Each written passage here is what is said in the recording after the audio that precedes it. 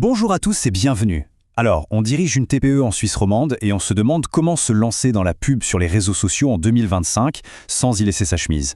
Eh bien, on est au bon endroit.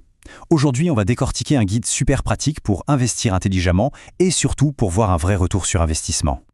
On va commencer par la question qui pique un peu. En 2025, est-ce qu'une petite entreprise qui ne fait pas de pub sur les réseaux sociaux est invisible? Est-ce qu'elle existe vraiment aux yeux de ses clients potentiels? La réponse, vous allez voir, elle est assez claire. En fait, c'est assez simple.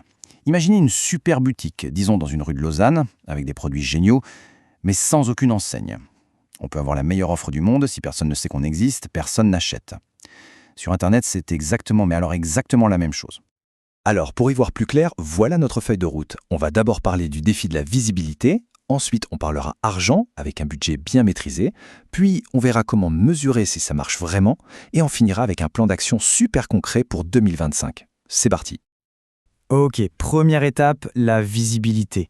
L'idée ici, ce n'est pas du tout de dépenser des fortunes, non. L'objectif, c'est de dépenser intelligemment pour que les clients de la région, qu'ils soient à Genève, Fribourg ou Neuchâtel, trouvent le chemin de notre commerce, qu'ils soient physiques ou en ligne.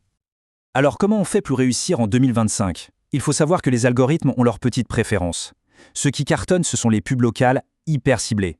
Les formats vidéo très courts, comme les Reels ou les TikToks. Et puis, un truc crucial, l'authenticité. Une simple vidéo filmée avec un smartphone peut faire des miracles. Et bien sûr, chaque clic doit mener vers une page web efficace qui incite à l'action.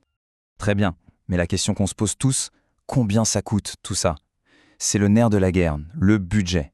Voyons comment on peut investir sans prendre de risques démesurés quand on est une petite structure. Le conseil numéro 1, c'est de commencer petit. Avec un budget de départ entre 300 et 1000 francs par mois, on peut déjà faire énormément de choses. On peut tester différentes plateformes, différents messages, différentes cibles, sans mettre en danger la trésorerie. L'idée, c'est vraiment d'être agile et de s'ajuster en fonction des tout premiers résultats. Mais où est-ce qu'on met cet argent? Eh bien, ça dépend totalement de la clientèle visée. Pour un commerce local à Fribourg, Meta, donc Facebook et Instagram, c'est parfait et plutôt abordable. Si on est consultant à Genève et qu'on cible des professionnels, alors LinkedIn, c'est la clé, même si le clic est plus cher.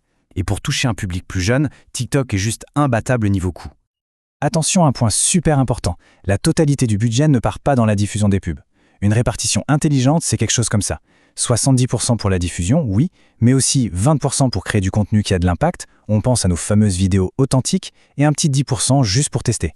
Ce 10%, c'est lui qui va nous permettre de devenir de plus en plus performants. D'accord, dépenser de l'argent, c'est une chose. Mais savoir ce que ça rapporte, c'est quand même mieux. Comment être sûr que chaque franc investi se transforme en chiffre d'affaires? C'est là que la mesure du retour sur investissement devient absolument essentielle. Alors, il y a deux indicateurs clés à ne surtout pas confondre. D'un côté, le ROI, le retour sur investissement, qui mesure la rentabilité globale d'une action, et de l'autre, le ROAS, qui se concentre uniquement sur le revenu généré par la pub. Par exemple, un ROAS de 3, ça veut dire que pour 1 franc dépensé en pub, on a généré 3 francs de chiffre d'affaires. C'est aussi simple que ça. Et pour suivre tout ça, pas de panique, pas besoin d'être un expert en informatique. Il suffit d'avoir les bons outils et la plupart sont gratuits. Le Pixel, c'est un petit mouchard qui nous dit ce que les gens font sur notre site après avoir cliqué. Les liens UTM, c'est comme mettre une petite étiquette sur chaque visiteur pour savoir de quelle pub il vient. Et Google Analytics, c'est le grand tableau de bord qui rassemble toutes les infos. L'analyse le dit de manière très directe. Sans ces outils, vous naviguez à l'aveugle. C'est un peu cash, mais c'est la pure vérité. Lancer des campagnes de pub sans aucun suivi, c'est littéralement jeter de l'argent par les fenêtres. Bon, assez de théorie, on passe à l'action. Comment est-ce qu'on met tout ça en musique, concrètement? Voici la feuille de route, le plan d'action pour se lancer ou s'améliorer en 2025. Voilà la recette en 7 étapes très simples. 1. On se fixe un seul objectif clair. Par exemple, obtenir 10 nouveaux contacts par mois. 2. On alloue le budget test. 3. On crée des pubs ultra locales. 4. On dirige les gens vers une page de destination efficace. 5. On mesure les résultats chaque semaine. 6. La règle d'or, ce qui marche, on double la mise, ce qui ne marche pas, on coupe. Et 7. On laisse l'intelligence artificielle nous aider pour les tâches répétitives. C'est simple et efficace.